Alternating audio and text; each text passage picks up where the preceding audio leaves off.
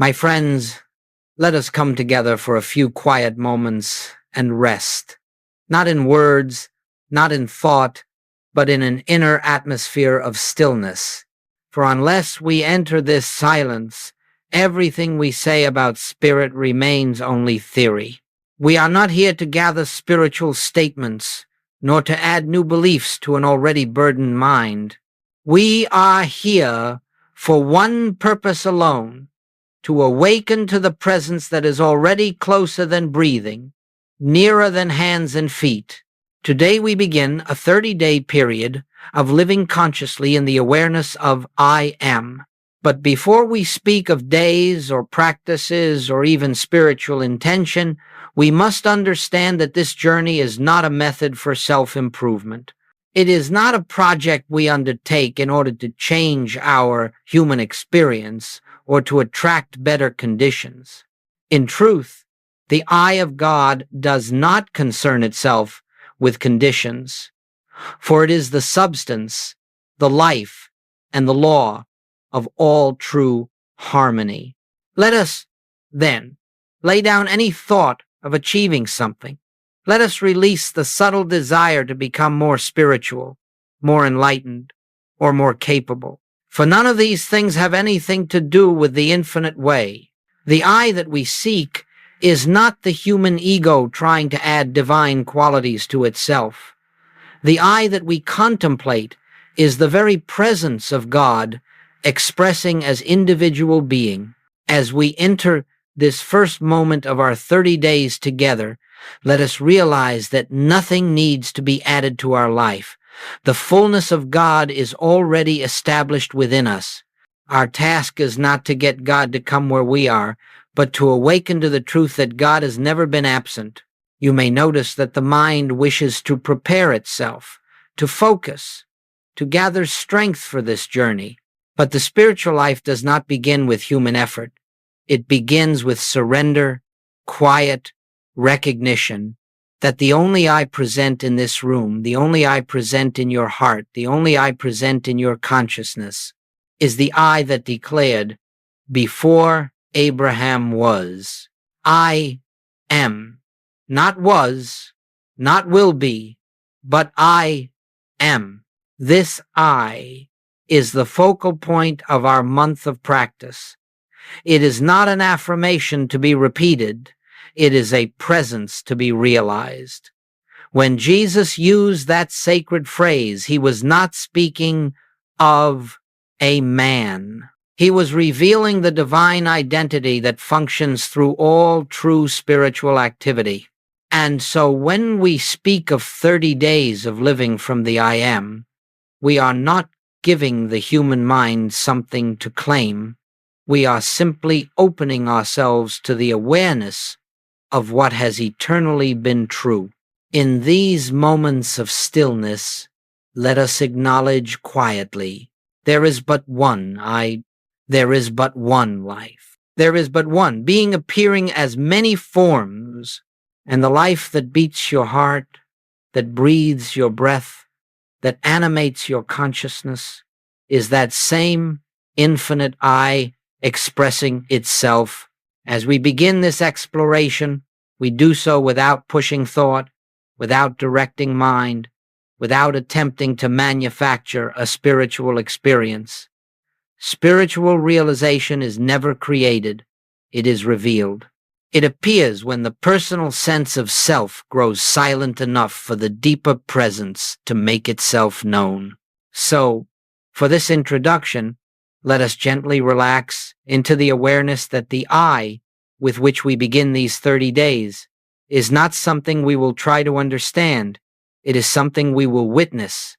As the sea rises of its own accord, as the sun illuminates without request, so the I am will reveal itself when we enter the atmosphere of stillness. There is nothing to strive for, nothing to attain. Simply rest for a moment in the recognition, here I am, Father, open, receptive, without desire, without fear, waiting upon thy voice. This is the beginning of our journey, not a journey toward God, but a journey away from the belief that we have ever been separate. This is not a path of acquisition. It is a path of remembrance. And so, with quiet hearts, we begin. Let us continue now in the same atmosphere of quietness, for unless we remain in this stillness, the mind will always attempt to grasp spiritual truth with its own understanding. And spiritual truth is not something the mind can hold. It is something the spirit within us reveals when we are receptive and still. We turn our attention to the nature of the I am. This sacred I is not a thought, not a concept, and not a statement of human identity. It is the very presence of God announcing itself. It is the divine selfhood that has existed from the beginning, unchanging, complete, perfect. When Jesus spoke the words, "I am the way, the truth, and the life," he was not describing the man born in Bethlehem. He was revealing the universal identity that functions as the life of every individual who awakens to it. In these studies, it is important that we make a clear distinction. There is the I, which is personal, made up of memories, fears, ambitions, beliefs, and there is the I, which is impersonal, eternal, untouched by human experience. One is formed of the world, the other is the substance of spirit. And so, when we use the phrase I am, we are not speaking of the personal sense of I, the I that worries, strives, searches, and suffers. That I is a concept, a projection, a temporary shadow. The I am we contemplate is the presence that lives itself as you. The I am is not made holy by your recognition of it. It is holy because of what it is God expressing as individual being. During these 30 days, you will discover that the moment you try to think the I am, you lose it. The moment you try to use the I am to improve your experience, it slips away. For this, I cannot be employed as a tool of the personal mind. It reveals itself only when the personal mind grows quiet enough to let the deeper identity come forward. In our human journey, we have been taught to believe that we must become something more, something better, something greater. But in spiritual truth, we cannot become what we already are. We do not climb toward God. We awaken to the realization that God is the very essence of our being. This is why all striving fails, why all effort exhausts. Spiritual attainment is not an attainment at all, it is a recognition. You may ask, if this I am is the presence of God expressing as me, why have I not felt it before? The answer lies not in distance, but in distraction. The I am is not hidden, it is simply unnoticed. It is as present in this moment as it was in the moments of your greatest peace, your greatest joy, your greatest clarity. It does not grow or diminish. It awaits recognition. The purpose of our contemplation is not to make the I am more real, but to make the personal sense of I less obstructive. When the noise of the human self softens, when we stop pushing life with our will, when we cease reaching for things outside ourselves, a subtle awareness begins to rise. It is gentle, quiet, and unassuming. It does not declare itself with fanfare. It simply stands forth as peace. This is the nature of the true I. It never strives. It never fears. It never demands. It never seeks recognition. It simply is. When you rest in this awareness, even for a moment, you begin to sense that the life you have called your life was never yours. It is the infinite life appearing as your individual expression. And in that realization, the burden of living your life begins to fall away. Something deeper, wiser, and more loving takes over, without effort, without command. This is why we say that the I am is revealed and not created. You cannot create what is eternal. You cannot improve what is perfect. You cannot add anything to the infinite, but you can witness it. You can behold it. And in beholding, you discover that the being you believed was yours was never the truth of you. This recognition may come slowly, or it may come in a moment of profound silence.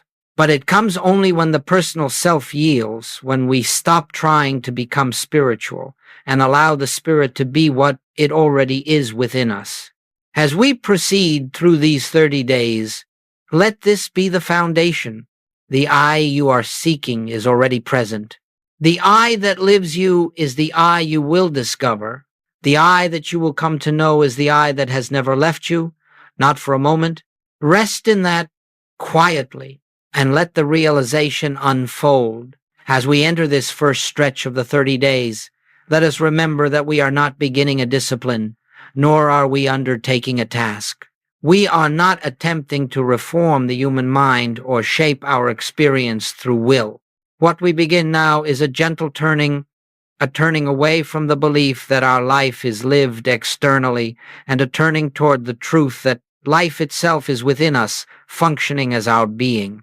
In these early days, you may notice how deeply conditioned the mind is to live outwardly.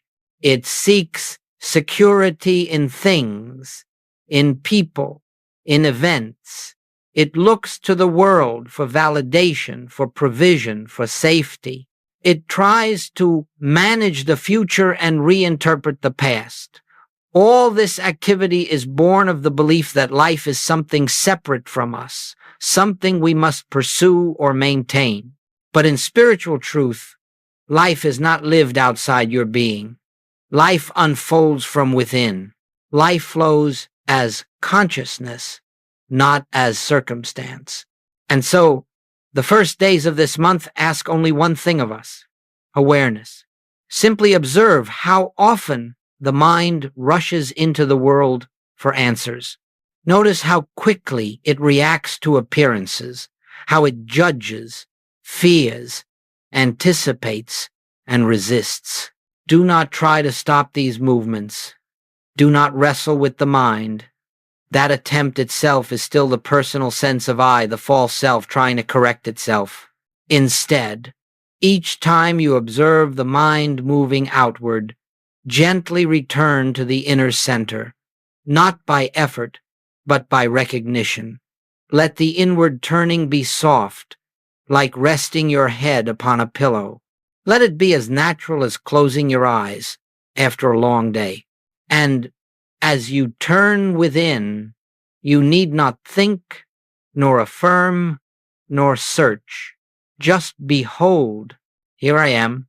This simple recognition, unstrained, unforced, is the beginning of opening the door to the deeper I. During these early days, it may feel as though nothing is happening. The mind may say, "This is too simple," or "I do not yet feel anything spiritual," or "I must not be doing this correctly." But understand this: you are not waiting for an experience. You are not seeking a sensation. You are simply reorienting your consciousness from the outer to the inner. This is the most delicate step of the spiritual path, and it is always the slowest, because it is here that the personal sense of I begins to lose its prominence. This shift is subtle. It feels like a softening, a loosening of the tight grip we have kept upon life. No longer must we push against circumstances. No longer must we direct outcomes. No longer must we strive to defend or justify the personal self. Instead, we pause, even in the midst of our daily activity, and silently remember: the life I am seeking is the life that is already living me. The wisdom I try to gather is already present as the mind that thinks through me. The love I hope to feel is the love that is the nature of my being. These recognitions may appear fleeting at first. They may last only a moment or two before the mind rushes back into its old habits. But within these small moments lies the seed of transformation. For every time we turn within, we loosen the world's hold upon us. Every time we rest in the I am, even for a breath, we silence a fragment of the personal sense. Do not measure your progress. Do not judge your quiet moments. Do not attempt to evaluate your spiritual awakening. In the beginning, the reorientation of consciousness is simply a matter of remembering that you are not a seeker, remembering that you are not a struggling personality, remembering that the I which animates you is not limited, is not fearful, is not separate. Throughout the day, pause gently, perhaps only for a few seconds, and acknowledge, I am here, and God is the I that is here. Nothing more is required. Nothing more is spiritual. As these first days unfold, let this be your simple practice, withdrawing attention from the outer and turning softly toward the inner.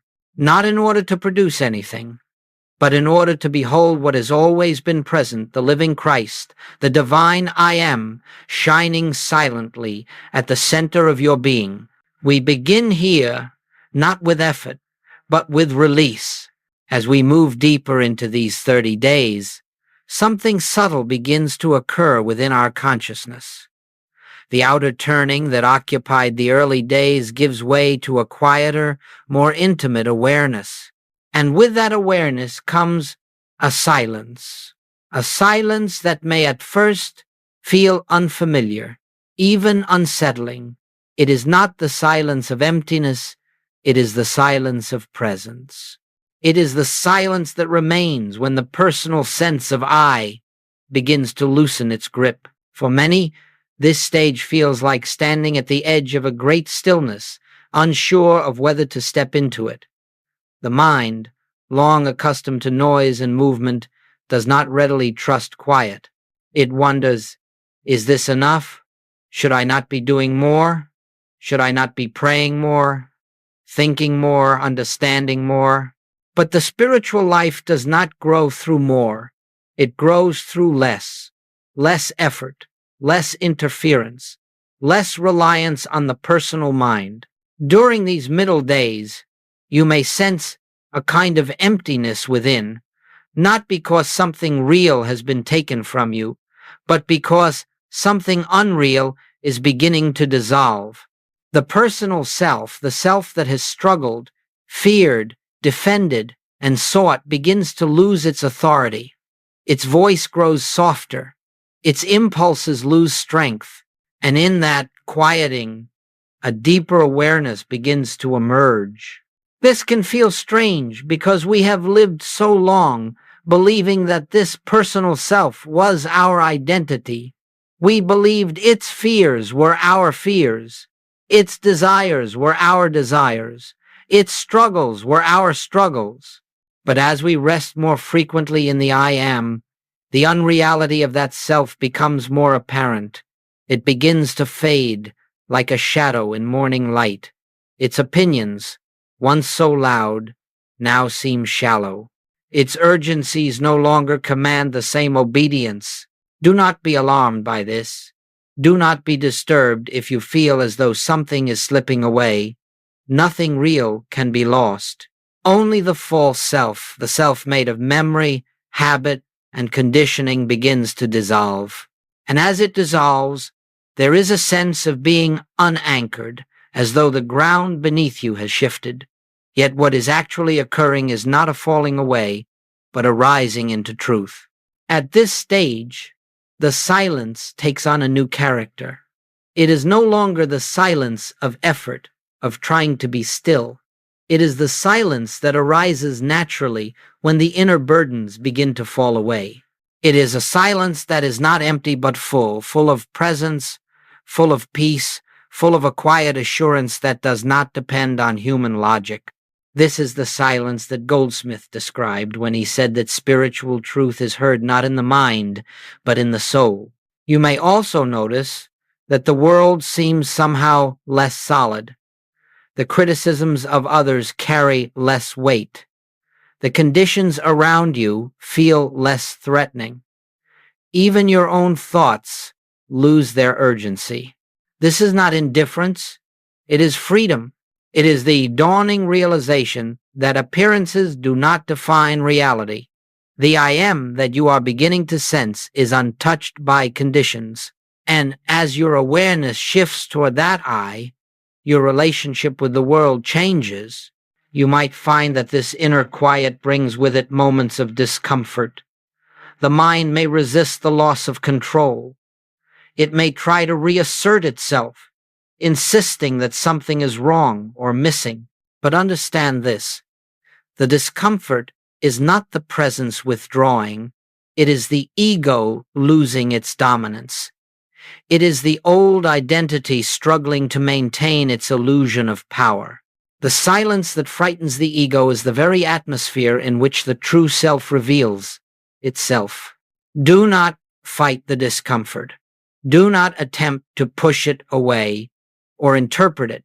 Simply observe it and then rest again in the quiet recognition. I, not as a mantra, not as a thought, but as a presence that stands behind the mind. I am. This is the anchor that carries you through the dissolving of the old self. I am the life that does not tremble, the identity that does not change. As the days continue, you will notice that this silence begins to feel more like home. What first seemed unsettling becomes comforting. What once felt empty becomes full, and what once seemed like losing yourself becomes the discovery of your true self, not the self you imagined, but the self that is eternal, unchanging, and whole. This is the sacred work of the middle days, not dramatic, not emotional, not filled with visions or sensations. It is the quiet dismantling of the false sense of self and the gradual emergence of the true identity.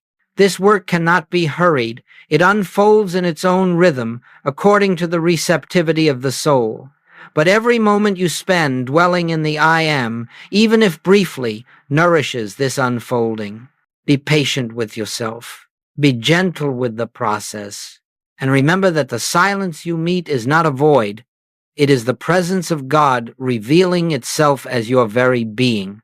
As we continue through these 30 days, something begins to reveal itself quietly, without fanfare, without outward signs. It does not announce its arrival, yet it becomes unmistakable.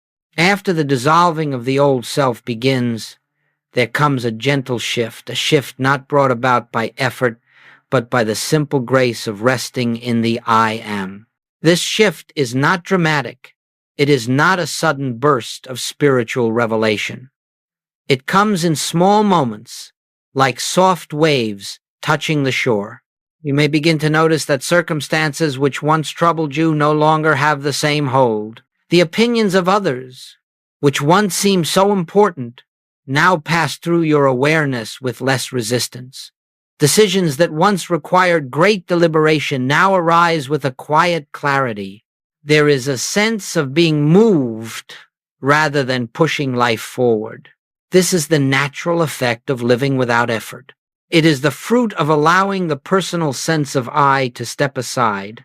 You see, the I that struggles is never the true I. The I that fears, the I that worries, the I that tries, that I is a projection of the human mind. It has no power of its own, no life of its own. It is a shadow self, a temporary structure built of thought. But when we rest in the real I, when we lean gently upon that inward presence, something profound occurs. Life begins to organize itself around harmony. This does not mean that every outer situation suddenly changes. It means that our relationship to situations changes. We no longer approach life as a problem to be solved, but as a revelation waiting to unfold. And because we are no longer trying to manage outcomes, the natural order of spirit becomes visible. The movement of grace becomes apparent. Perhaps someone speaks to you harshly, and where once there would have been hurt or reaction, now there is only a quiet spaciousness. Perhaps a problem arises at work, And instead of panic, there is a calm awareness that somehow, beyond your understanding, solutions are already present. Perhaps an old habit of fear begins to arise, and without struggle, it dissolves in the recognition that the I who feared is no longer in charge. These are not signs of personal progress. These are evidences that the personal sense of I is losing its reality. When we stop living through the limited self and begin living from the infinite I, the world around us cannot help but reflect that change. Not because we have manipulated the world through thought, but because consciousness is the substance of experience. And when consciousness shifts, experience follows gently, naturally, without strain. At this point in the 30 days, many discover that prayer has changed. It is no longer a reaching outward. It is not a request for intervention. It is not a hope for better conditions. Prayer becomes a listening, a quiet, resting in the awareness that the presence is already here, already active, already fulfilling its own nature. And in this listening, we begin to perceive that harmony does not come to us from outside. Harmony arises from within us, because harmony is the nature of the I that lives us.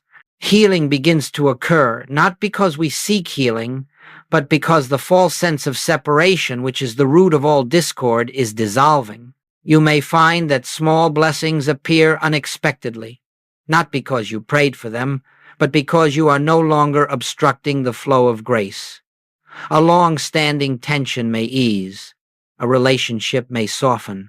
A creative insight may come without trying to think your way to it. These are not miracles in the common sense. They are the natural activity of divine law operating without interference. It is important to remember that these inner shifts are not something you produce. They arise of their own accord when you stop attempting to direct your life. They arise when you give up the belief that you must hold your world together. The true I, the I am, holds all things in perfect balance. In this stage of the journey, living becomes lighter, not easier in terms of circumstances, but lighter in consciousness. You feel more spacious within, more at rest. The world has less of a claim upon your emotions. You begin to walk through life with a quiet confidence that does not come from human knowledge, but from the awareness of an inner presence that never leaves you. These first inner shifts are not the final realization. They are the early blossoms of spiritual awakening. They are reminders that you are no longer living life as a personal being, but as an instrument through which the infinite expresses itself. Let these changes come as they will. Do not cling to them. Do not try to reproduce them. Simply behold them as signs that the true self is beginning to shine through the cracks of the old identity. As you continue resting in the I am, more will be revealed, not through effort, but through grace. As the days continue, you will begin to notice a deeper shift taking place, one even more subtle than the earlier dissolving of the personal self. Something within begins to settle into a new foundation, a new dimension of being. You find that you are no longer living on the surface of life, carried here and there by events, reactions, and appearances. Instead, you begin to live from a quiet center, a center that does not move, does not change, and does not depend upon the outer world. This center is not created by your effort. It is not the result of discipline or spiritual training. It is the natural state of your being revealing itself as the false layers fall away. In this deepening, you may discover that the mind has less to say. It no longer clamors for attention with the same urgency. Thoughts still appear, of course, but they pass like birds across a wide sky, leaving no trace. Where once you felt compelled to analyze, to evaluate, to decide, now you sense an inner knowing, a gentle assurance that life is unfolding through you, rather than being directed by you. It is here that one of the great principles of the infinite way begins to take root within your consciousness. Take no thought for your life. This does not mean carelessness or neglect. It means that the source of guidance is no longer the personal mind, but the inner presence, the I that is God expressing as you. When this realization begins to dawn, you feel less pressure to control circumstances. You no longer believe that your well-being depends on what the world does or does not do. Instead, you begin to feel the rhythm of spirit moving through your experience, arranging, guiding, harmonizing without your intervention. Your actions become quieter, clearer, more purposeful, not because you have learned a new method, but because they arise from the center rather than the surface. This center is not emotional calm. It is spiritual awareness. It is not psychological stability. It is divine presence. It is not positive thinking. It is the disappearance of the thinker. Many people spend their lives reacting to life, reacting to problems, reacting to praise, reacting to fear, reacting to opportunity. These reactions form the entire texture of their existence. But as you continue resting in the I am, the need to react diminishes. Instead of being pushed and pulled by outer conditions, you become aware of an inner spaciousness from which all true activity flows. This is what Goldsmith meant when he spoke of living from within. He did not mean that we retreat from the world or withdraw from daily responsibilities. He meant that we cease living from the world and begin living from the divine source at the center of our being. In this stage of the 30 days, you may find that your work takes on a new quality, not because the nature of the work has changed, but because you are no longer doing it alone. You may notice a deeper patience in your interactions, not achieved through effort, but arising from the awareness that no one is separate from the one, life. You may find that challenges which once felt overwhelming now appear as opportunities for inner listening rather than outer struggle. Every outer activity becomes an inner practice. Every encounter becomes an opportunity to behold the presence. Every moment becomes an invitation to rest again in the gentle realization. The Father within me doeth the works. And in this deepening awareness, you begin to understand something that cannot be fully expressed in words, that life does not flow from you outward. It flows from the center of your being into form. You are not an individual attempting to reach God. You are the place where God shines forth into visibility. Living from this center does not remove human challenges, but it transforms your relationship to them. You no longer meet them as a person trying to overcome them. You meet them as consciousness recognizing the presence of God within the situation. And in that recognition, the burden lifts, the pressure dissolves. The sense of I must handle this fades into the simple awareness that God is the life, the intelligence, and the harmony of this moment. This is the blessing of the deepening. You begin to experience life not as something happening to you and not as something you must shape, but as something that flows effortlessly from the inner presence that is your true identity. You are no longer living from the surface. You are beginning to live from the center, and in that center, all is peace. As we move even deeper into these 30 days, a profound realization begins to dawn, quietly, gently, without spectacle. It is not announced by emotion, nor by any outward sign. It comes like a soft light rising behind the hills of consciousness, revealing what has always been present but seldom seen. This realization is the awareness of oneness. Not oneness as a spiritual concept, not oneness as something to believe or claim, but oneness as a living experience, a direct knowing that the I you have contemplated, the I am, in whose presence you have rested, is not a personal self at all. It is not your I. It is the I that is God, the I that is universal, the I that cannot be divided, the I that speaks through every awakened soul. I and the Father are one. At this stage, something extraordinary begins to happen, not through effort, but through grace. The boundaries between yourself and others begin to dissolve. The sense of separation that once seemed so real starts to fade. You look upon another, and for a moment, you do not see a separate mind, a separate life, a separate identity. You see the same life that beats your heart beating in them. You see the same light that illumines your being shining quietly behind their eyes. This recognition does not come through will. It is not the result of thinking kindly or trying to be loving. It arises spontaneously when the personal sense of I as a separate being, I as a self-contained life begins to disappear. And in the space where that personal I once stood, the divine I shines through. You begin to understand why Goldsmith said that there are not many minds. There is only one mind appearing as many individuals. There is only one life manifesting in infinite forms. There is only one being expressing as all creation. This is not poetry. It is spiritual reality. And once glimpsed, it changes your entire experience of living. In this awareness of oneness, you discover that you are not responsible for maintaining your life. You are not separate from the source that sustains you.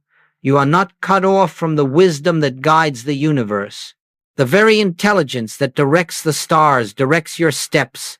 The very love that holds the cosmos in balance holds your relationships in truth. The very life that fills all creation fills your breath at this moment. There is only I. The personal I that you once believed yourself to be is found to be an impostor, an echo, a shadow, an illusion created by the mind. But the real I, the divine presence, has been living your life from the beginning. It is the light behind every thought, the love behind every impulse, the peace that waits beneath every fear. When this recognition begins to settle into consciousness, a great gentleness arises. You no longer feel compelled to defend yourself, for there is no separate self to defend. You no longer need to assert yourself, for there is no personal authority to establish. You no longer fear the opinions of others, for you sense that the same I is living them too. And with this gentleness comes compassion, not the compassion that tries to fix, heal, or rescue, but the compassion that sees the divinity behind every appearance, even when that divinity is hidden by fear, pain, or ignorance. You no longer respond to others on the level of personality. You respond from the level of being, from the quiet recognition that the Christ within you is the same Christ within everyone. At times, you may experience a profound sense of peace, peace that has no cause, peace that has no opposite, peace that arises simply because you are resting in the truth. This peace is a sign that the personal self is dissolving and that the divine self is becoming more visible. This is the recognition of oneness. Not two, not many, only one. One life lived through all. One mind thinking through all. One love embracing all. One I appearing as all. In this awareness, fear cannot exist. Lack cannot exist. Conflict cannot exist. For these belong only to the realm of separation, and separation is found to be unreal. As this truth deepens, you begin to understand that spiritual growth is not the evolution of a human being into something higher. It is the unveiling of the divine being that has always been present behind the veil of the personal self. The personal I disappears. The divine I stands revealed. And in that revelation, all is well. As this month of living in the awareness of I am unfolds, a natural question arises. How do we return to the activities of daily life? How do we work, relate, decide, speak, and act while maintaining an inner realization of oneness? The answer is far simpler than the mind imagines. We do not return to life as we lived it before. We do not take this spiritual awareness and apply it to the outer world. Rather, we come to understand that the outer world is the expression of the inner state of being. And so, the daily life itself begins to flow from a new center. During these 30 days, as you have rested in the I am, something profound has taken place within you. You may not fully recognize it yet, but you have shifted the point from which you live. You have loosened your identification with the personal sense of self and have begun to taste what it means to live from the divine center. In this new awareness, action no longer comes from effort or planning or will. It comes from a quiet inner prompting, a gentle movement that arises from within and expresses itself outwardly without strain. You will begin to notice that the way you work changes not because the tasks are different, but because the doer is different. Where once work may have felt like a demand placed upon you, now it becomes an opportunity to witness the activity of God expressing through you. The pressure to perform, to succeed, to achieve falls away, and in its place there is a quiet joy in being the place where divine intelligence acts. Your relationships, too, begin to take on a different quality. No longer are you dealing with personalities, with separate minds, with conflicting wills. You are meeting the same I that you have contemplated within yourself, now appearing in the form of another. The old habit of reacting to outer behavior softens because you see past appearances into the truth of their being. You begin to recognize that every encounter, whether pleasant or challenging, is an invitation to behold the presence that is the life of all. And so, you no longer enter a conversation trying to persuade, defend, or protect yourself. You enter it quietly, as an instrument, allowing the inner wisdom to reveal what needs to be said, or to hold silence when nothing is required. In this way, your actions cease to be personal. They become expressions of the deeper I. What becomes most striking in this stage is that you begin to sense a rhythm in your day. You no longer force events into place. You no longer push against resistance. You find yourself guided gently but unmistakably toward the right activity, the right timing, the right words. This is the natural flow of grace operating when the personal self is quiet. At times, you may catch yourself slipping back into old patterns of fear or haste or worry. But even then, something within you remembers. Instead of fighting the fear or trying to correct the mistake, you pause quietly and return to the inner center. A single moment of recognition, I am, is enough to bring you back into alignment with the deeper truth.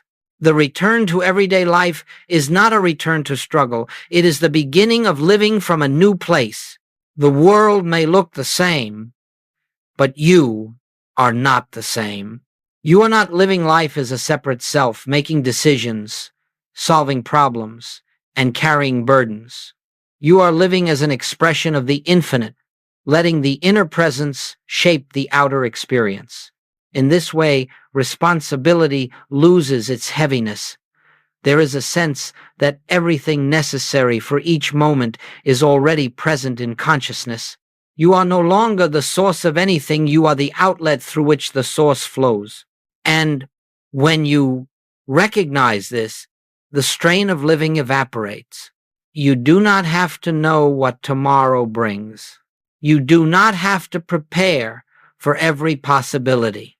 You do not have to secure your future. The I that lives you knows, acts, directs, guides, and fulfills its own nature. In this awareness, life becomes simpler, gentler, more harmonious, not because you have changed your circumstances, but because you have changed the place from which you live.